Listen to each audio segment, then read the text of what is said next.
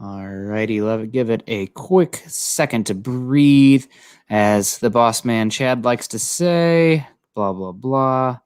Going. Happy Tuesday, Carl. I like your hat. I'm a little jealous. Although I'm curious, did your daughter steal your other hat again? Is that? Well, it got packed away when we went on our trip to Nebraska, and I don't know where it ended up at. Oh no! I mean, anything that goes to Nebraska is kind of a black hole, right? So might be at the in-laws' house, but okay, they're going on vacation with us this next week, so maybe they'll bring it. Well, awesome. Well, Carl, I'll kick it off to you. I think we're good to go. John dipped out from his picture, so I'm thinking we're up and running. It looks like we are. So go ahead, Carl. All right. Well, welcome in everyone to Building the Broncos. Once again, as you can see on Nick's hat, mine just says Broncos Country. But welcome in. Always appreciate you joining us here on Tuesday evenings to talk some Broncos football. Nick, wearing the sweater once again. I know you said you're going to wear that for the month of December to celebrate the season, and just it's a great sweater, man. So how are you doing? I am doing pretty well. I kind of showed off beforehand, but I also got the socks today as well, going on the Broncos Christmas socks. So yeah, even though it's we're in a pit of misery when it comes to football, and that game Sunday was probably about as dark of a timeline as I can possibly imagine, given the state of the world and how it got there, and everybody being angry at the quarterback room and the product that was put out on the field, which is not good for Broncos country, but not good for the NFL as well. So trying to bring some festiveness here, right? Like, it's still Christmas time. I got plenty to be thankful for. I'm thankful for you, Carl. I'm thankful for everybody in the chat here. Obviously, we're coming off Thanksgiving still, but trying to just bring a little bit of a jovial spirit here, especially because I think we're probably going to get real at some points on the podcast. So I've always been, deliver bad news with a smile if you can help it. I appreciate it. And I did see somebody, Albert, ask a question. Are you having a cold, Carl? Yes, I do have a cold right now. So stay safe. Yeah. Thankfully, and I know that it is not COVID. It is not. He said the word. Oh my gosh. I'm so sorry. Does he get slimed now? Is that the rule? Like just like Nickelodeon, just orange slime? No. as my kid says, the sick bug. That's what we call it. Yeah. Ugh.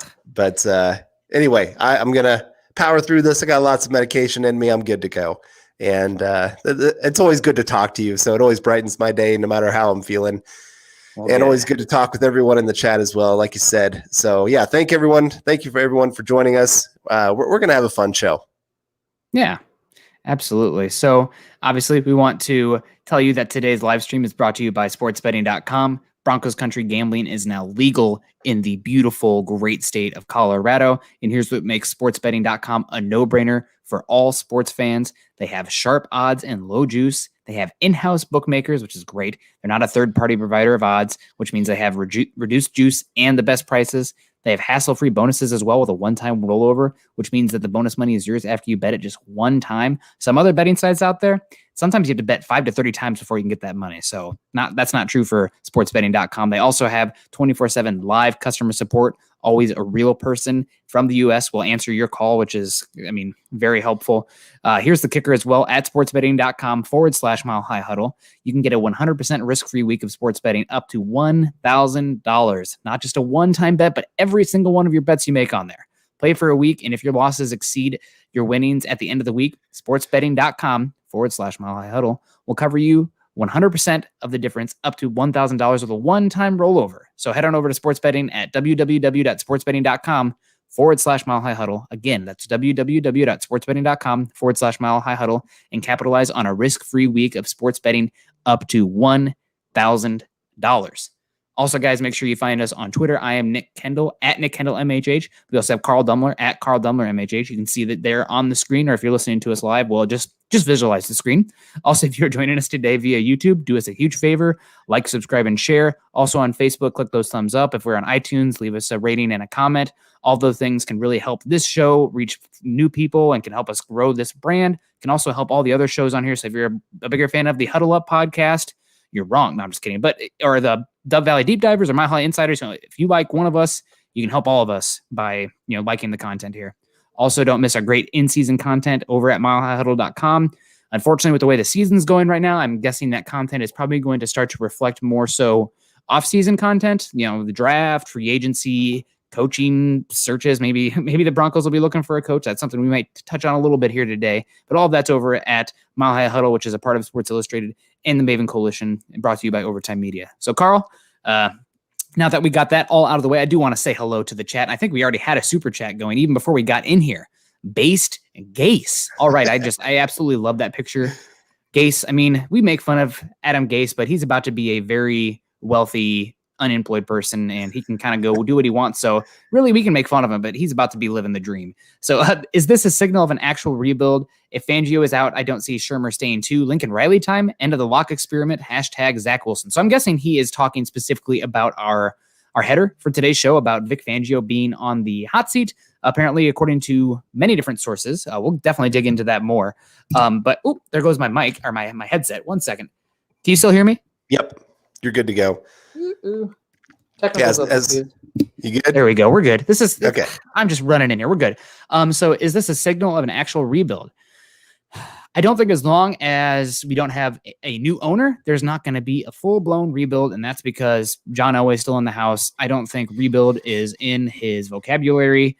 He's definitely always gunning for it, even though the Broncos are in a very precarious position now that not only is the best quarterback in the NFL in their division, but also one of the best rookie quarterback seasons of all time is in their division now. So it's definitely something I have to talk about. But if Fangio's out, I think it's possible you could see a rebuild, and I definitely think that would probably mean the end of the lock experiment. What does that mean? Zach Wilson? Potentially. I know there's a lot of people who have Zach Wilson ahead of Justin Fields, which people basing their draft perceptions on preseason rankings would think that's blasphemous, but things change. So we'll see what happens. We got, a lot of people coming in. Zoom plays as well. We saw Duke in the house, keep them rolling. Cody Potter's in the house. How you doing, Cody? You got the same hat as you. That's always really nice, Carl. DB4L. Hey guys. Hey DB. How you doing? Richie Rich, how you doing? He shaved. Richie Rich. Oh, I'm so sad. I got this nice one going here. He's getting 16 inches of snow tomorrow. Oh my goodness. I don't know if I'm jealous or okay. That's what we'll go with. Yeah. I do have my Christmas sweater on. Terry Randall's in the house. Good evening, Broncos country. The beer. See, that's the thing when I get here so late from working at the vaccine trial. It's I don't have time to grab my beer. We got Greg Smith in the house too. Fan favorite or host favorite, Greg Smith. Always good to see you, Greg. So you have any comments on Base Gase's chat there? Is this a signal of an actual rebuild? I know I've been going on here for a second now, but I'm curious what you have to say. Trying to give you a little break here today with your cold as well, Carl. I appreciate that. Yeah. So here's my thought. If Fangio is gone, most likely Broncos have a top 5 pick, top 6 pick somewhere in there. Bring in a new coach, probably go a rookie quarterback. If Fangio stays, you're going to see a veteran quarterback because they're going to sit there and say, we got to get this right next year. We can't wait to build with a rookie, then fire Fangio if the season goes bad, and then bring in a new coach that now has to take on the old players. It's bad timing right now with everything going on with the Broncos, with ownership especially. It's just left a lot of things up in the air. And you're even seeing that. We were going to talk about the Garett Bolles contract where he only has a $5 million cap hit next year. That's partly because the cap's going down, but I think it's also partly because without that ownership figured out, they're still worried about how all the cash is going to flow through the team. Yeah, that very much says that. I think whoever's designed that contract thinks that the Broncos might be in new hands come 2022, at least potentially. I know that the court case with the Bolin family, I think Beth Bolin's leading the charge there on that one. That got pushed back to 2021. But that contract to me screams this team thinks their financial situation might be different come 2022.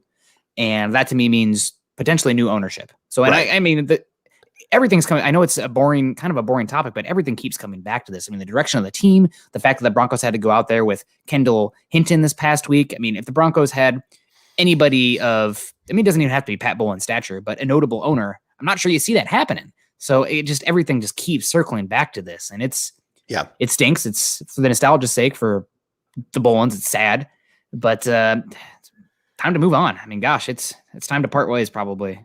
Right. It'd be best for the team. But and he is right. Base case of if Fangio's out, I don't see Shermer staying too. Oh, no way. Those two are connected at the hip. Yeah.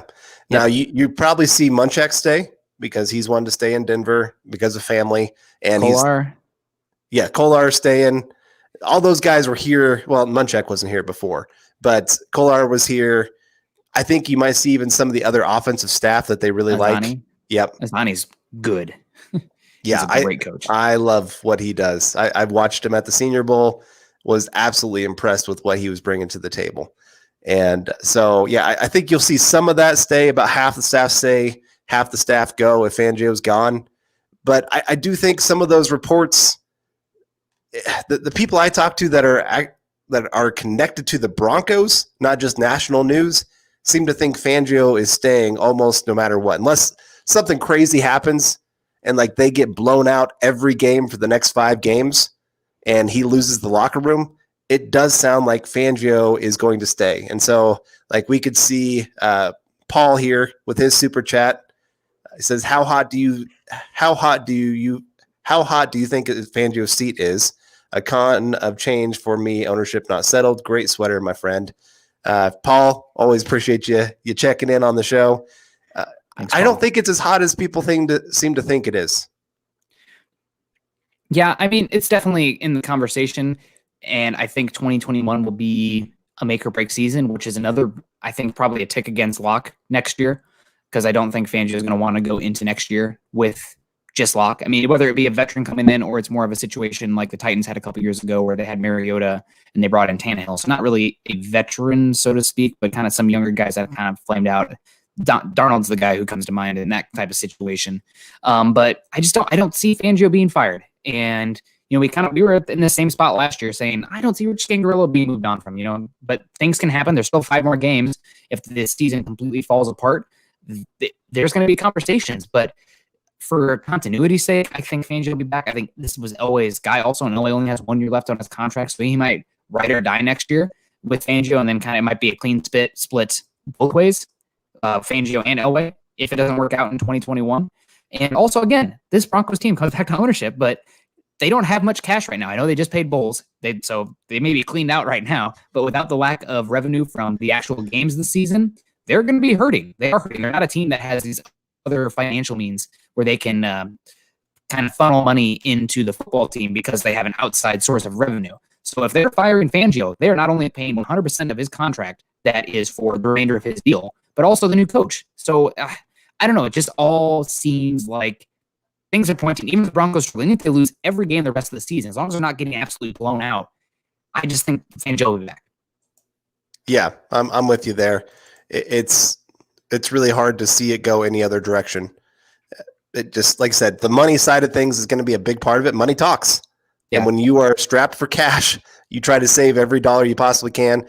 And I would still say that Garett Bolles contract was a team-friendly deal. They gave him a lot of guaranteed money, and now they're going to have to set that aside. But for the most part, that it really is a pretty team-friendly deal. Like I said, first year is only a $5 million cap hit.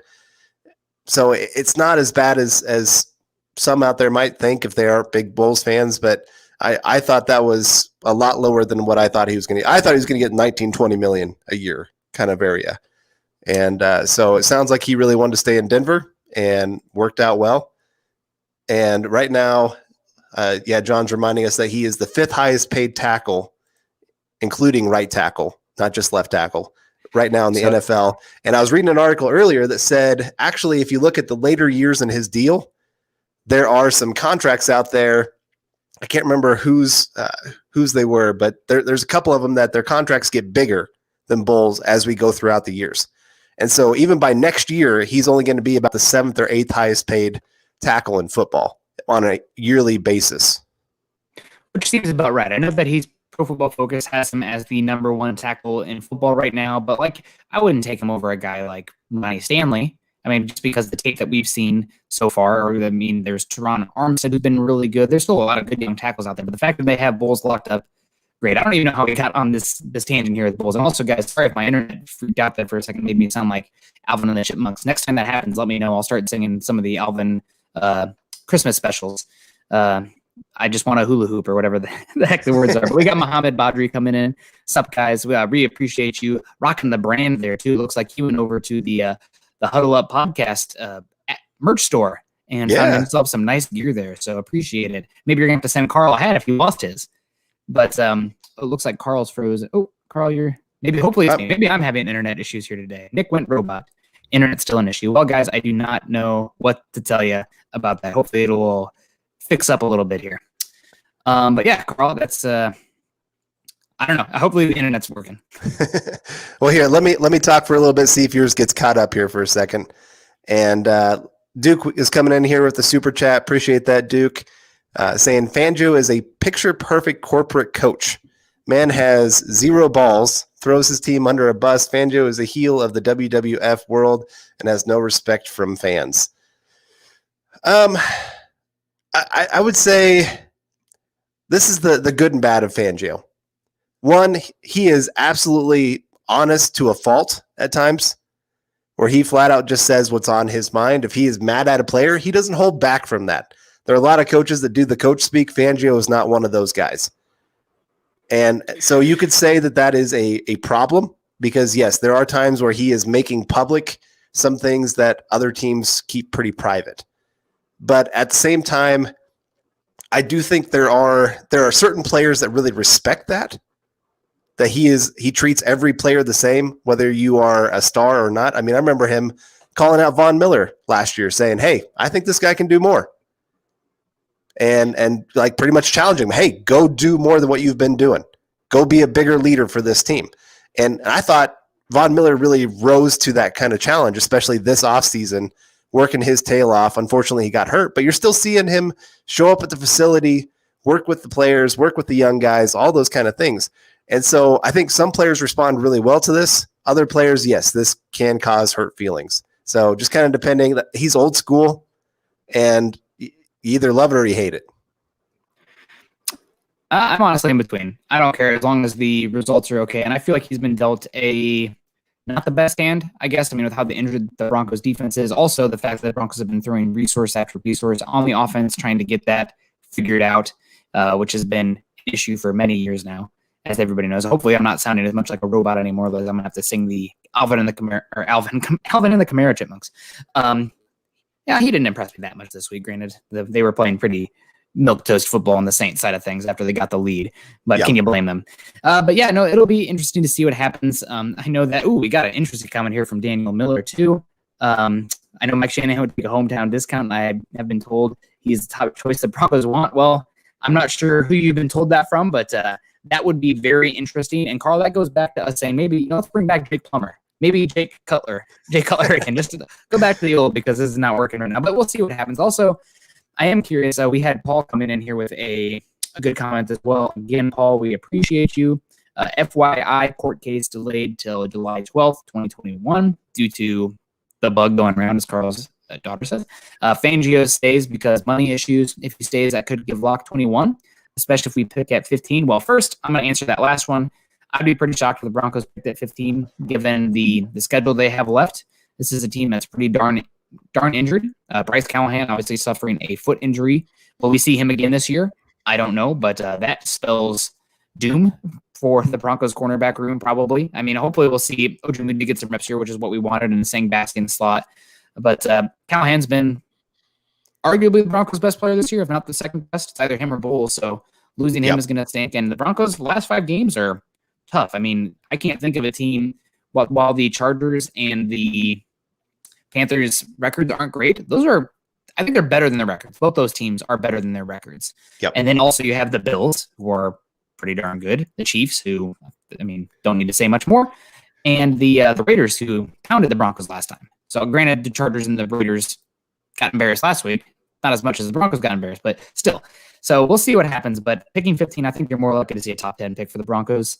As for the lock next year, I just don't think if Fangio's back and Locke doesn't play better down the stretch, he still has got a 5-game sample size. So we'll see. That's a chunk of change.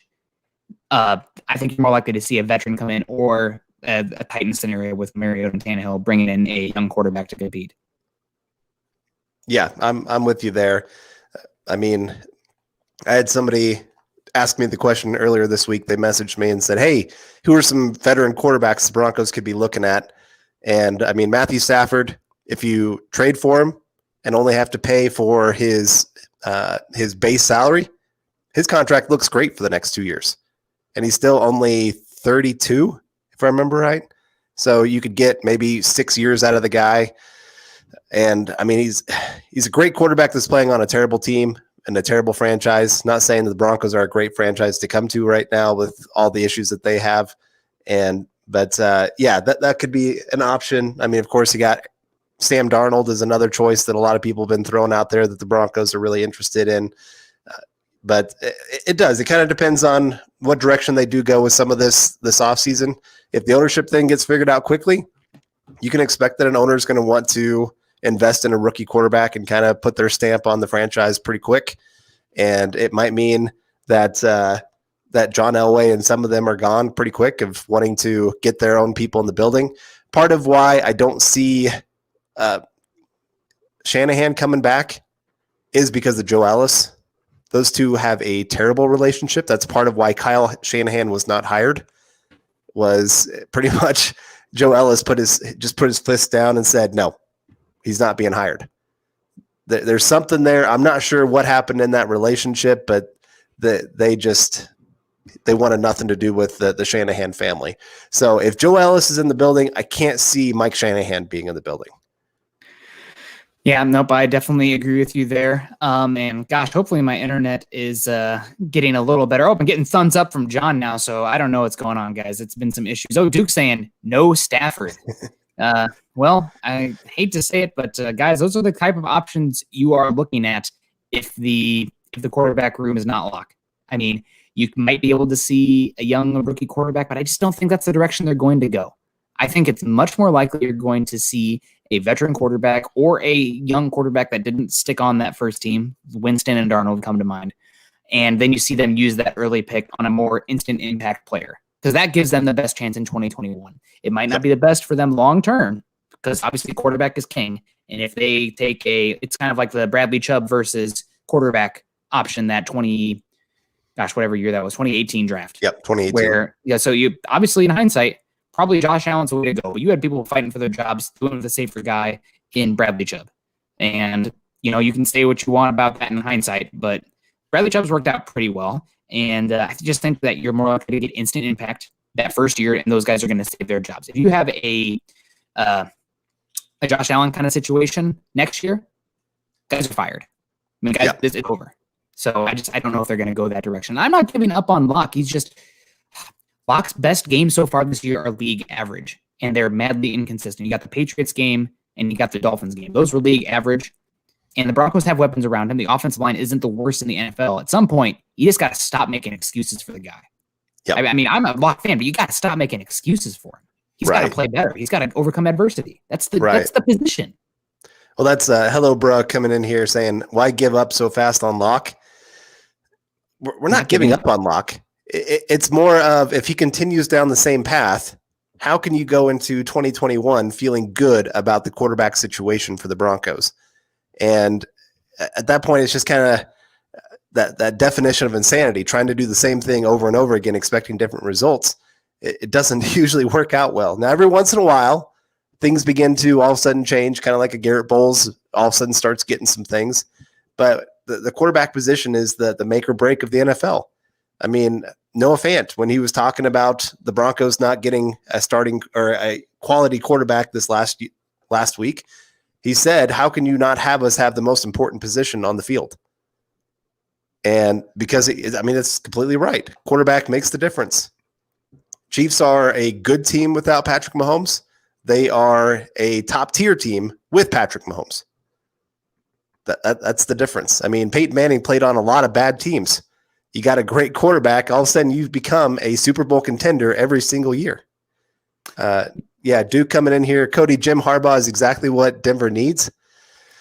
He'd be an interesting hire, but there is Jim Harbaugh is getting a reputation right now of being a guy that can get too close to the top, but never quite get over the top. I mean, he is monumentally failed at Michigan. And he has, it's not Ohio State as when it comes to resources, but it's up there with almost every other team in the country. And that team is bad. And he's had years there now, and they're getting worse. So I don't know. I feel like he's an old head when it comes to offense, right? Like he had a generational quarterback, and that helped that Stanford team get a lot of notoriety, and just that he has not been able to live up to any of that since then. And when you have an Andrew Luck who stays until his senior year at that, and you can ride that for a bit, and a decent team be recruited out there. After Michigan, I would not want him. That's not for me. I would rather, there's a number of college coaches I would look at before Jim Harbaugh. Yeah. And then Richie Rich coming in here. Okay, guys, so here's the ultimate question.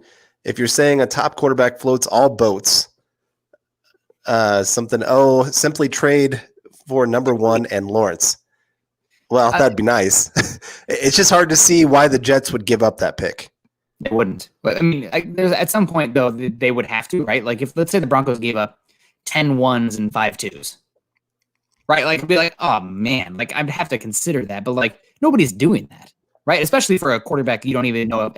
There's a chance Lawrence busts. He is, I would say, a generational quarterback, but until he's in the league, you don't know for sure. That's what makes the draft so fun. Yeah. But, it's not happening. I think you could have a conversation about the Broncos maybe trading up for one of Fields or Wilson. Not sure what to make of Trey Lance right now, but Fields or Wilson. And also, don't come at me with Kyle Trask. That's not my dude. He's SEC Mason Rudolph. Hard pass. But I think that you have to have the conversation. But the Jets are playing to earn Trevor Lawrence, and they are not going to give up that chance to take him. Right. Yeah. And then I see some people commenting about trading for Deshaun Watson. Oh my God. That would be great. Honestly, the Broncos become a top 10 team the second that they trade for Deshaun Watson. And, it was nice reading. I can't remember. I think it was the John Clayton article earlier today about the coaching situations.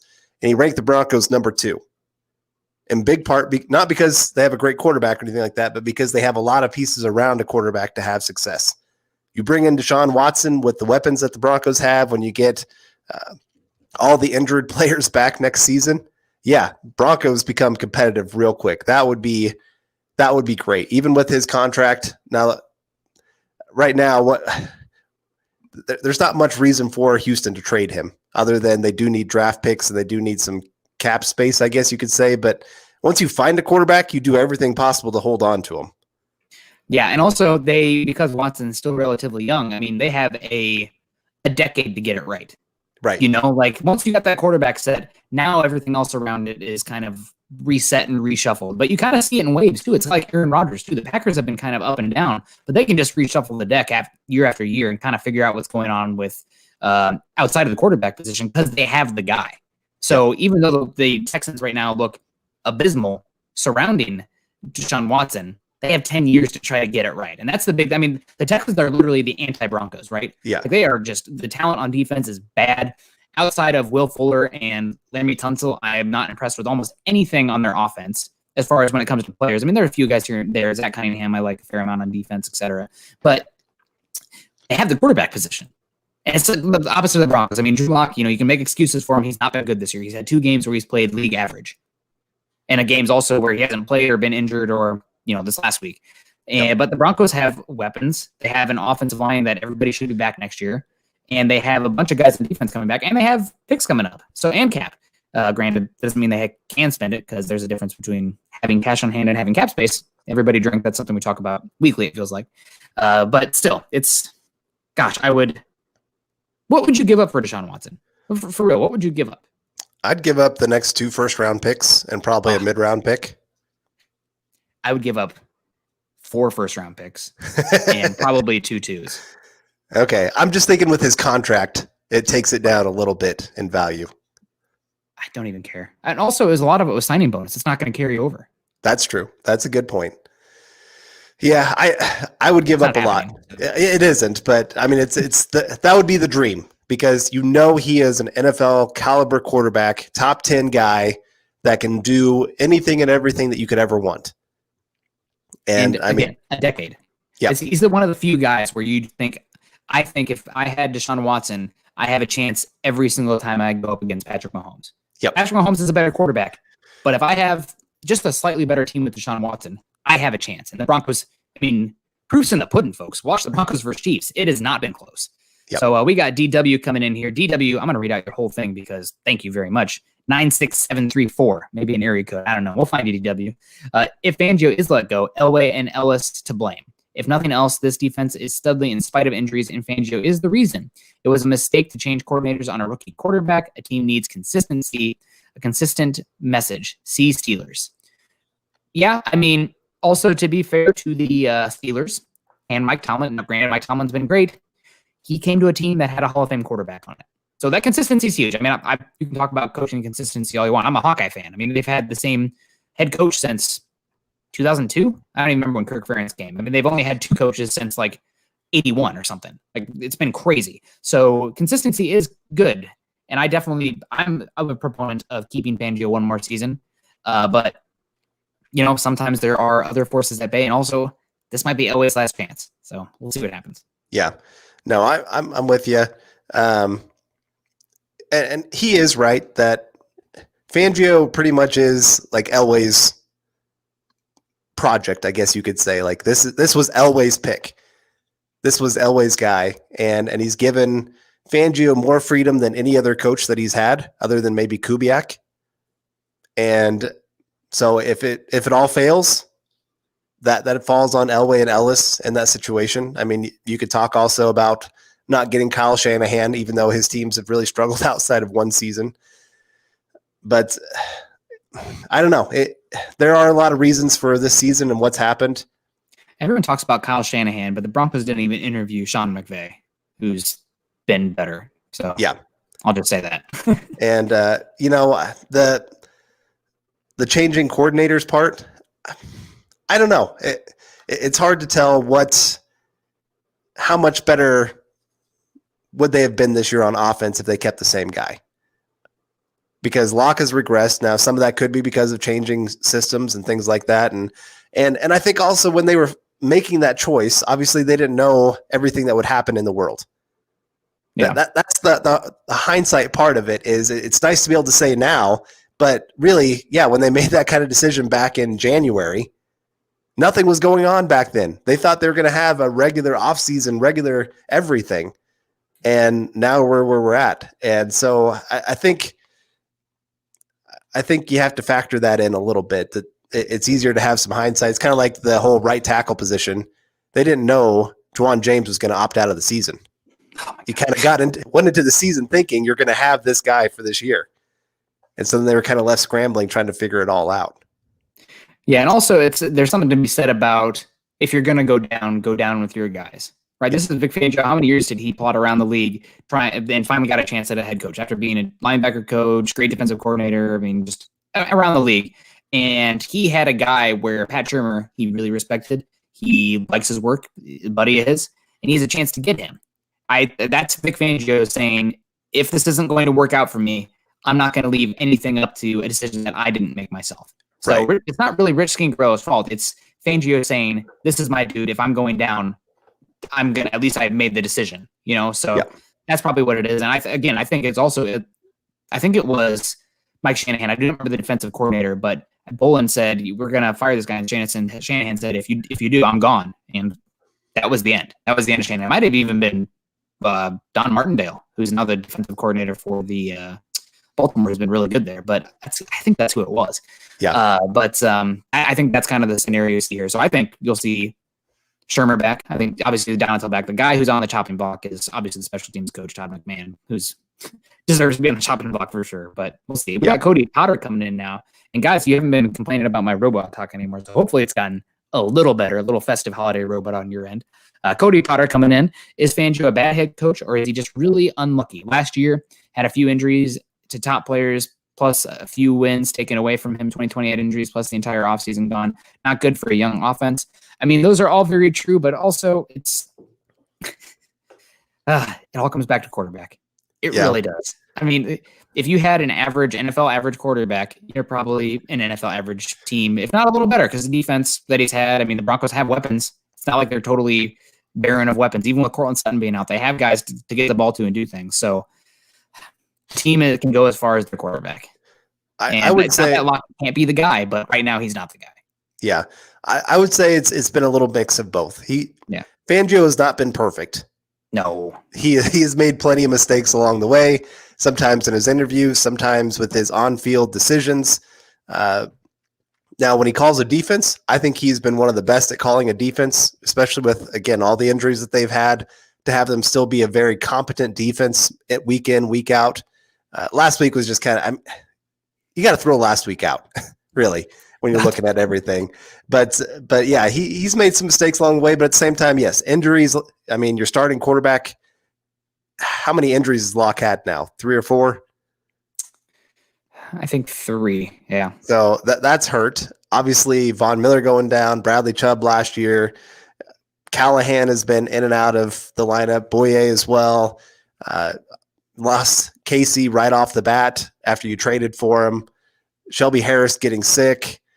So yeah, there are some excuses built in there that are not really excuses. They're true. They lost a lot of star power players, and then on offense, Noah Fant being hurt, Cortland Sutton obviously being gone for most of the season. All of that does, right tackle has been a mess. So yes, all that has hurt his chances at any kind of success. But you're right. It still comes down to they've got to get the quarterback position figured out. And right now they're kind of stuck between a rock and a hard place with that position. Yeah, we got Gary Mahal coming in here. Bring back Will Parks. I'd be interested in it. I mean, I don't know how many snaps there are on the defense, given the St. Bassie's kind of that safety nickel cornerback hybrid, which we saw Will Parks do okay at last year. But I think what we saw from Will Parks has been better than anything we've seen from Duke Dawson, and definitely better than anything we've seen from Trey Marshall. So I would be interested. Also, I think he's a good locker room guy, good community guy as well. So I'd be about it. And what's the word on Callahan? They're not sure if it's going to be – it's a slightly different than his last foot injury, I think I read. And they're not sure if it's going to be season ending, but it definitely could be season ending. And I think if the Broncos lose these next couple games, I think they'll probably just call it a season for Callahan and say, we'll see you in 2021, bud. Get healthy, which is probably what they should do. Yep, I'm with you there. Start protecting some of your veterans for 2021. Make sure that they're not going to suffer any big injuries. Get an eye on some of these practice squad guys. See if you want to really bring them back for next season, if they have any kind of chance of potential. That's kind of what you do here at the end of the year, because you're fighting for wins, but at the same time you're not. I mean, the team is still fighting for wins, but really it's still more about evaluation at this point. We didn't get a preseason this year, but we get it now. Yeah. And then Kevin Peterson coming in here with the super chat says, just heard Lando and McMahon tested positive with no masks, talking to everyone in the facility. The NFL says they can coach. They know they can't. We know they can't. I think that might have been a joke. I haven't heard anything about that, talking with Lando or anything, but I appreciate you, Kevin Peterson, always coming with the tongue in cheek there. Yeah. Yeah. But yeah, we haven't talked any Garett Bolles yet.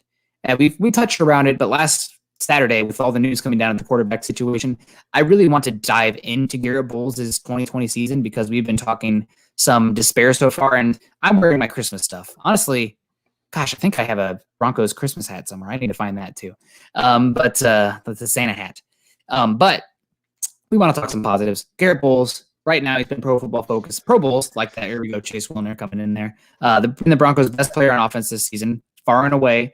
Got a contract that made him the 5th highest paid offensive tackle. Only $5 million cap hit next year. But Garett Bolles this season, Carl, how did it happen? How did we get to this point? Garett Bolles going from the most despised person in Denver, at least as far as the Broncos go, maybe in all of their sports teams, to now, outside of Philip Lindsay, he might be the most beloved offensive player. Yeah, and that's great. I love seeing those redemption stories and seeing a guy turn it around like he's done. I think the big part of it is you just got to give all the credit to Garett Bolles for putting in the work.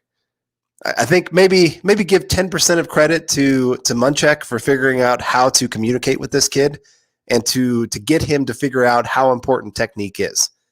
I mean, he even in his interview, he gave all the credit to Munchak, saying this guy taught me how important this is, that I can't continue to rely on my athleticism to be great.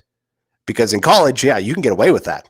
And we saw it there with Utah. You and I talked about it before the draft, that we liked Garett Bolles, but we saw that he was a huge project because it was all athlete and he needed to become a football player. And the Broncos in the past, they've done that where they've drafted athletes hoping they could turn them into football players, and it hasn't worked out great. But finally, you get to see some of the advantage of having a guy that is is elite at athleticism, finally becoming a football player. And so, yeah, it does. It just came with a lot of work on his side of things. Working in the kitchen with his wife. I know we talked about that on Saturday a little bit. That's huge to hear that he's putting in that kind of work in the offseason. He hired himself an offensive line coach to work with him off the field as well, not just the time with Munchak, but also then off the field. And so, again, you're seeing a guy that gets it, that finally realizes this is what it takes to be great in this league. And you hope that rubs off on other teammates, that they make those same decisions. I hope that Dalton Reisner makes some of those same decisions for his third year of putting in the work. I'm not saying that he's not putting in the work. I'm just saying, hopefully that kind of rubs off on some of the other offensive linemen. And it's just great to see that he's had such a great turnaround. And I just wish him all the best over these next 4 years. I think he can be that true anchor of that offensive line for, even beyond this next contract. I mean, what is he now? 29 years old, 28 years old. I mean, I know he's drafted at 25, but I think 28. I think he's 28. Okay. So he's pretty much my age. And you've seen plenty of offensive tackles play well into their late 30s at a high level. So I think Garett Bolles is going to be here for a bit beyond this contract. That's a good call for you. Really, another year. I know I say this every year, but I feel like the offensive line is, it's finally turning around, hitting stride. So next year, you obviously got Bolles back, who's going to be hopefully keeping up at a top 10 tackle level, which, thank God we got here. Reisner will be back. I know he's been a little bit up and down this year, but hopefully he'll be that much better. Cushenberry will be year 2 in the system. Glasgow will be back. And hopefully, who's his name? I can't remember the right tackle. No, Juwan James. I'm kidding, folks. Juwan James will be back too. So that means anything the Broncos add is just gravy. Like you have that solid base next year, and it hasn't always been pretty, especially the interior offensive line and the right tackle backups have not been great, but it's not going to be worse next year, right? Like assuming that we have health. Oh God, save us all. But that means that everything they add is just a bonus. So I know I've been going back and forth with Joe Rolls over at Mile High Report, who I think does great work over there with draft stuff, but he's been, I think, tackle and offensive line is squarely off the need for the first round. And while I think that is possible for sure, I'm not taking it off the table because I don't trust James at all. I mean, he could retire for all I know at this point. I mean, he hasn't played for 2 years. How rusty is he going to be? Also, they can get out of his contract after next year. Cushenberry has struggled a lot this year. I don't think they've gotten equitable return on Graham Glasgow. So if there's an offensive lineman there, I have no issue with it, especially because offensive linemen, as we've seen with Garett Bolles, tend to take 2, 3, 4 years before they really start to hit their stride. So it's an investment. You put it aside. You're not touching it. You're going to collect interest on that for a bit and hopefully cash out down the line, which the Broncos did with Bolles. So I don't have an issue with that, but I feel pretty good. If that's the baseline for the offensive line next year, Broncos are at least heading in the right direction. Right. And to me, like, let's say that the Broncos do end up with a top 7 pick and Sewell is there. That's going to be one of the guys we're going to talk a lot about. Chase Wellner coming in with the Sewell question. Yep. Is the Oregon tackle the only one worth it? There's a couple other guys. Is it the Northwestern tackle? I don't know if he might be a right tackle in the league. The thing is, he might be a little stumpy. He's got amazing technique. He went up against Chase Young last year and held him up pretty well. But he's just a little small. I think he gives off really, really strong Zach Martin vibes. Okay. Well, I know, was it Daniel Jeremiah ranked him as his number 1 tackle heading into the 2021 draft right now. And he was one of them that had, which tackle was it? The one for the Jets. Becton? Yeah, Becton. He had him as his number 1 tackle this last year. And Becton's done pretty well when he's been healthy. Oh, really good. But let's say the Broncos can't trade out of that position. They don't want to take quarterback, and Sewell is sitting there. Well, you view him as that possible generational talent, that guy that could be that true Pro Bowl, All-Pro, right tackle, left tackle, probably right tackle because obviously got Bolles at left tackle, pretty cemented there. And if he has to sit for a year, then that's fine. But he's also one of those guys that some people are talking that he could be great at guard. So he could be that true guy that could play all 5 positions next year if need be. If he's your number 6 offensive lineman, you're feeling pretty darn good if an injury happens that you are not losing any talent when they hit the field. And that was the argument for Tristan Wirfs last year with me as well. Tristan Wirfs could come in and, I mean, he's been, in my opinion, best young tackle in football this year, but Wills and Becton have been right there behind him. But I think that Wirfs could have been just as good of a guard out of the gate. And then, let's say that Bolles doesn't do the tackle this year, then you can move Wirfs to left tackle, or you want to move on from Dwan James and you move Wirfs to right tackle. I think the same can be said with Sewell as well. So I think that's the direction you can go. And I saw somebody giving me a hard time up here saying Nick would look at a guard in the top 15. I would consider it just because he could play every single position on the offensive line. I think he also could be a long-term right tackle. I mean, Mitchell Schwartz doesn't have ideal measurables, but he's so good in his technique that he's been able to hang at right tackle. So, again, I think it's a little bit of a luxury pick, I guess, but like the Broncos could go so many directions that you just can let the board fall to you. And if it's an offensive lineman or if it's at pretty much any position on the defense, I'm fine with that. Yeah. And I know a lot of people are going to want to talk quarterback. I'm so tired. I'm so sick of talking quarterback in the draft every year. But it's definitely a conversation as well. But I think we just need to at least have the conversation about what it looks like for the board to fall a certain way for the Broncos to at least go forward on the offensive line. Right. Any young quarterback you bring in, let's say, or even a veteran, it looks much better when you have a great offensive line in front of them for them to want to come to Denver. And like a young quarterback, let's say they do go the draft direction. Maybe they go tackle in the first and then Mac Jones in the second.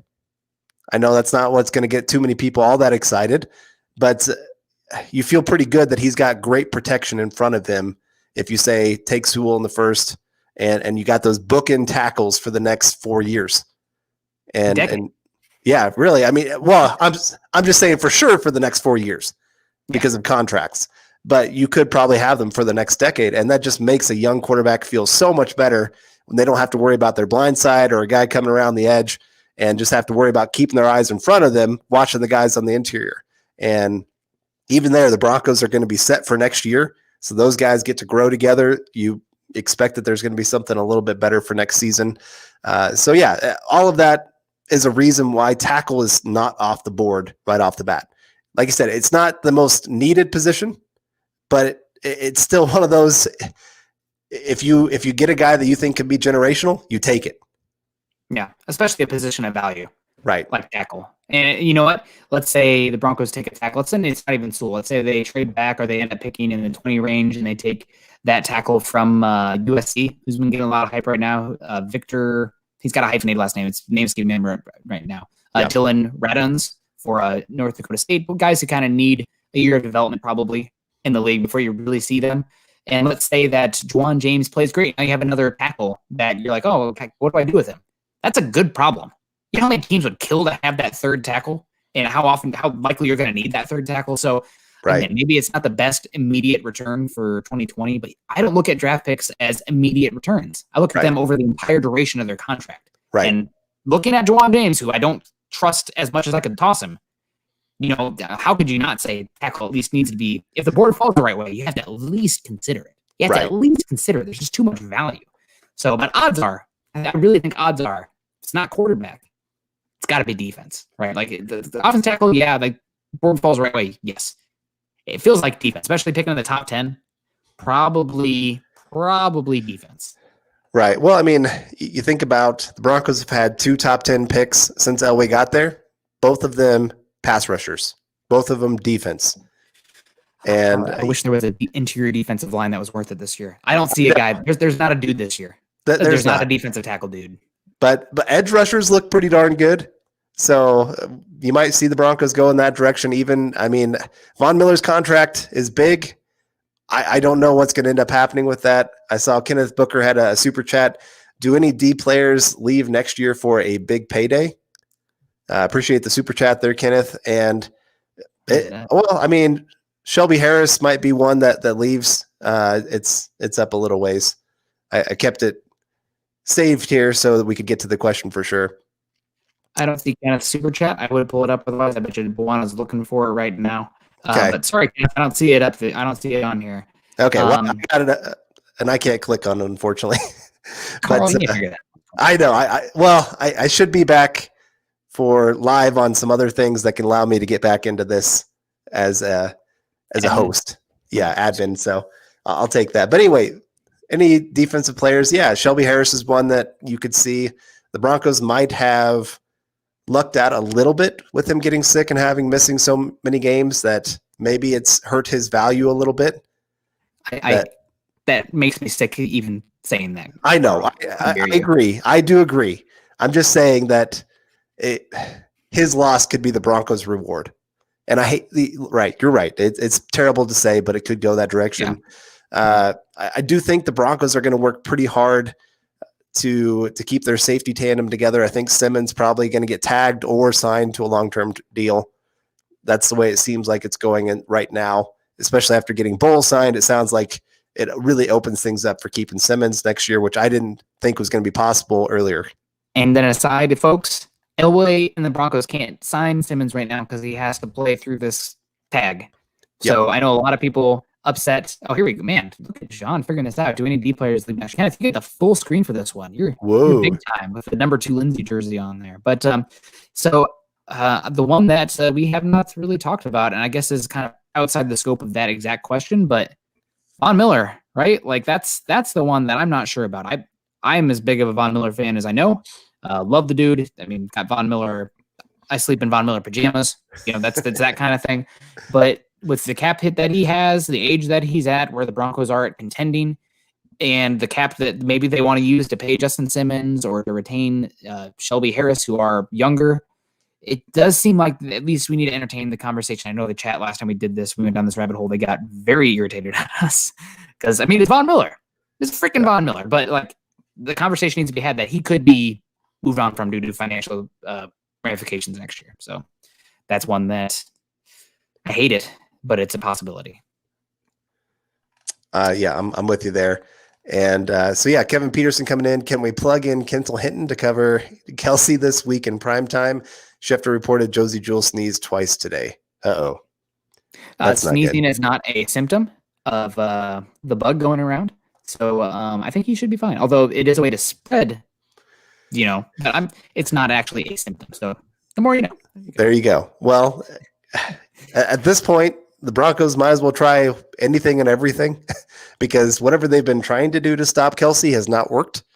He has had some of his career days against the Broncos. And so, if Kendell Hinton can show up and cover him, that's all the better. I just hope he can keep number 2.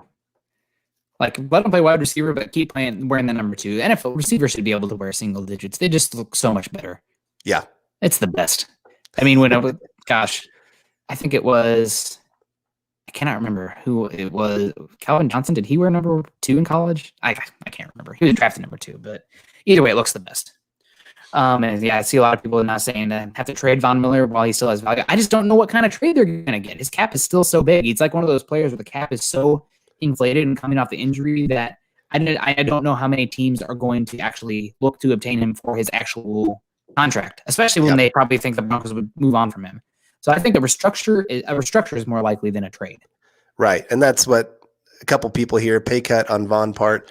I've seen a couple people make some of those kind of comments. Yeah, it's very possible that they decide, hey, we're going to extend his contract by a couple years and, kind of move his cap number a little bit down the road, especially, like I said, cap going down. They're going to try to lower some of these numbers that they can. Von Miller's is an easy contract to really renegotiate and get figured out. And I do think he wants to stay in Denver. I think he loves Denver. And I think he does like playing for Vic Fangio too. But obviously both sides have to be willing to come to the negotiating table, some of that. And Von do it too. I mean, I know that a lot of people say he wants to be a Bronco, but this is this chance to cement his legacy also. I mean, are the Broncos going to be Super Bowl contenders in the next 2-3 seasons? I mean, anything can happen, but it just doesn't seem super likely right now. Sorry, Broncos country. Don't chase me off with some pitchforks. But it seems more likely that, Von would rather probably keep his contract or say, you know what, I'll try somewhere else. What's a good NFC team that could use him right now? Maybe he goes off to the Rams. That's a team that him and Donald together. Whew. So it's like that kind of thing. So we'll see. I mean, it stinks to even talk about, but right. And I mean, Champ Bailey, it's unfortunate. A lot of great Hall of Fame veterans do not finish with their team. DeMarcus Ware is the guy that I just immediately come to. I mean, he was Mr. Cowboy for many years, and he was great. I mean, Hall of Fame level. And then he came to Denver. It's not because the Cowboys couldn't pay him. It's just where they were at. as a team. Right. It didn't really make sense to retain him. So it's reality of the NFL, and it always hurts. And that's why I try not to get too attached to the players and become too much of a fan for specific players. It's more about the team success. But if the Broncos do move on from Von Miller, I will be very sad. I mean, we had a podcast when we found out he tore his ACL, and I was literally close to crying. So don't want to be, the emotional guy covering the team here, but it's with Von, it's a little different. Yeah, I'm with you there. And like I said, to me, you just remember the good times with those players. Remember all that they brought to the team, and you understand why they had to move on. And you just hope for the best for them, unless they're going to the Chiefs, Raiders, or Chargers. That's all you can do. Because Champ Bailey went to the Saints there at the end. God, I don't think many people remember that. Yeah, but he did, and so he didn't really finish his career. But he's still a Bronco. Even Peyton Manning, all his years with the Colts, I will always remember him as a Bronco, and appreciate all of his years, even though he's with the Colts longer. And I think he loves being more recognized with the Broncos than the Colts, which is kind of fun to see that he continues to stay in Denver and help the team and not really help the Colts. I've been to Indianapolis and Denver, and he made the right choice deciding which area he's going to be spending his time in. So, yes, Indianapolis has some cool things going on. No offense to any Indianapolis people out there. My sister lived there for a few years, and I got to go there quite often covering the NFL Combine. But Denver, much cooler area. So, right. Carl, before we get out of here, I see Juana's blowing up our private chat here. Okay, there we go. Let's talk Broncos picking top 10. We talked Sewell. Is there anybody else right now that kind of has your eye? I know somebody's saying, we're talking about the draft. Poor me. I love the draft because it's Christmas. It's football Christmas. Everybody gets gifts. Every team gets better. It's all about the future. And being where the Broncos are at right now, at least that's something we can hang our hat on and feel a little bit better about. So Broncos, let's say picking top 10, I feel like the odds are pretty good right now with that, given their schedule and the injuries still mounting. Who else do you have your eye on right now? Well, like I said, there's some great pass rushers out there. Penn State's got a freak of an athlete. Michigan's got a freak of an athlete. You were talking about the Washington guy. Nobody's talking about him yet. I don't know if he's going to get the high. He's only played 3 games. ZTF, Zion. I would need to look it up. It's a Hawaiian name, but he's 6'3", 280, and he's just bullying dudes. But those are the names. We're talking very much trench heavy, front 7 heavy. So Gregory Rousseau from Miami, super long, pretty raw. Actually, I think was recruited as a safety, which is bizarre. But he's just there's Carl. Yep, Rousseau. There we go. Also another guy that you mentioned here. I haven't seen him in the chat yet, but was Kwity Paye from Michigan, who is, I believe, he was a refugee, and they talk about him being he's a man. You talk to him, and he's got fire in his eyes, and he's yes sir. Very much. I'm business. So he's one that I think Kwity Paye, he's been playing excellent this year, despite how much Michigan's been struggling. So those are the 2 edge rushers right now that I'd say. There's also Micah Parsons, and he's going to be interesting because people don't know what to make of him. Is he an off-ball linebacker? Is he an edge rusher? Is he both? These tweeners, everybody was loving Isaiah Simmons last year, and although he's been playing better as of late, that tweener ability is it's a little scary. When guys don't know what box a player fits in, it just adds bust potential. Right. And it's hard for me. I would rather have an off-ball linebacker that's known more for coverage than anything else. But is he an off-ball linebacker? Right. I know. That's what I'm saying. Is I think everybody views him as that top off-ball linebacker, and nothing wrong with that. Yeah. But they need to understand that doesn't mean he's coming in and going to all of a sudden line up against guys like Travis Kelce and become an elite talent. And right now, to me, the Broncos already have 2 pretty darn good thumpers that can come down, help in the run game, can get after the quarterback, those kind of things. And so I'm not sure if he is the greatest fit for the Broncos unless they are moving him to edge. And even there, though, you don't know exactly what he's bringing. Like you said, he's a tweener. He doesn't play that position full time, and he's not even playing this year. So you're not getting the chance to even see what kind of linebacker he can be moving forward. So that's a tough one for a little short as a thumper. You're making it sound like he's not an athlete. He hits hard, and that's kind of, but he can fly. Yeah, he can. I'm not trying to. If the Broncos take him, I'll be excited because of what he potentially could become. But I think there are some things missing out of his game right now that if he played this year, he could have had a chance to answer some of those questions. Unfortunately, we're going to be left with those questions.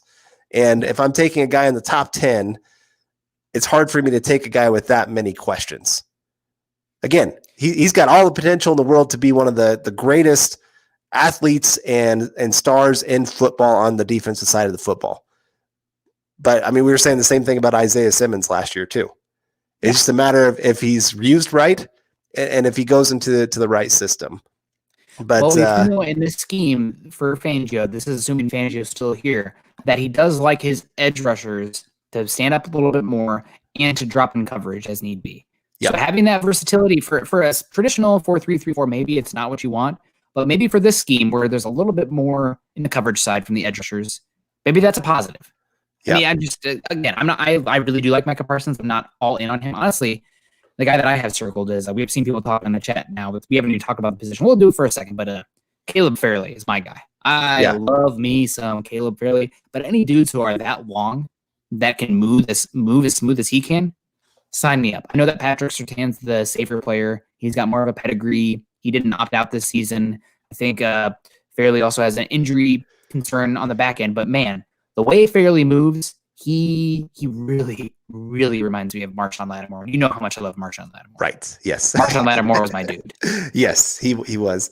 And I will say this, just before we get out of here, cornerback is not a position that Vic Fangio, if he is here, it's not a position that he has targeted early in drafts. Whether he's been a head coach or defensive coordinator, there's only been 1 year that they have taken a true cornerback, and that was when he was with Houston, clear back when they first started their franchise. And I can't even remember which cornerback it was. I looked it up a long time ago. Like Dunta Robinson, or I remember them having it. Right. How do I remember that? Okay, go ahead. That's impressive. But no, otherwise he has taken a couple of hybrid guys that can play the safety cornerback slot position kind of role in the first round when he was with the 49ers. But otherwise, true outside cornerback, he has a type that he likes, and he thinks that he can find them in the mid rounds more so than having to take a first round pick with one of them. Yeah, I don't know, but also you can look back and one of his best defenses he's had was that 14th overall pick, Kyle Fuller, dominating on that one side where he can do 3x1s, and he had that one cornerback that the defense pretty much. I mean, obviously they had Khalil Mack too, and that was the straw that stirred the drink. But having that one cornerback where you can have the one island corner with the safety linebacker cornerback on the other side, I mean that was what his coverages were based on. So I think if it falls that way, they at least will look at it. And I think that right. I'm not saying, I'm not saying it's not going to happen. I'm just saying in the past, if we're looking at true statistics and how he has gone in his drafting history, that's not a position that he has held in high regard like many other teams do. Yeah, I don't know if I put too much stock in that, just because I don't know how much of, if he's the guy making that final call. I think a GM and the head coach probably have a call before that. And also it kind of comes down to, it's kind of like Elway doesn't draft Bama players. It just takes one. Right. So I think that's a trend that we can definitely see flip. So, all right, guys. Well, that's going to do it for us today. We really do appreciate you guys. And sorry I was a little bit robot there for a little bit. Hopefully it cleared up, but that's going to do it for Building the Broncos today. You can find Carl on Twitter at Carl Dumler, MHH. Make sure also you guys go over to milehighhuddle.com for all of our written content. Also the MHH community. There'll be more draft content coming up there. There's going to be off-season content. There's 5 games left, folks. There's plenty to talk about and plenty to watch because there's storylines every single week. I mean, what's Drew Lock going to do this week? Do the Broncos bounce back at all? I mean, going to play Sunday night at the Chiefs, can they at least, make it a game, not get embarrassed? That's who knows? But there's plenty to talk about. It's all going to be covered over at Mile High Huddle. Also, guys, go to iTunes, leave us a 5-star rating and a comment. I go check those out. I take those to heart. So we really do appreciate it when you guys do that. If you haven't done that yet, please go in there. Tell them Nick sent you. I'd appreciate it. Like, subscribe, share, guys. If you're on YouTube, click those thumbs up for Facebook. Also, really, that helps us a heck of a lot. Can help the Valley Deep Divers, the Huddle Up podcast, also the Mile High Insiders. I got my hat right here for them as well for our shows on Saturday. Guys, also follow us on Twitter at Mile High Huddle and at BTB Football Pod. Carl, do you have any plans the rest of the night? No, not too much tonight. Just kind of probably going to go to bed pretty soon. Try to get myself a good night's sleep, and I leave for vacation for a few days here coming up, and so trying to get myself healthy and ready for all of that, and getting out of town. Well, we appreciate the heck out of you guys and for sticking around with us today. Obviously, Broncos are in a rough spot, but building the Broncos going to be here through thick and thin, and we're going to keep building every single week, every single Tuesday, same time, same place. Love y'all. Stay safe. Go Broncos.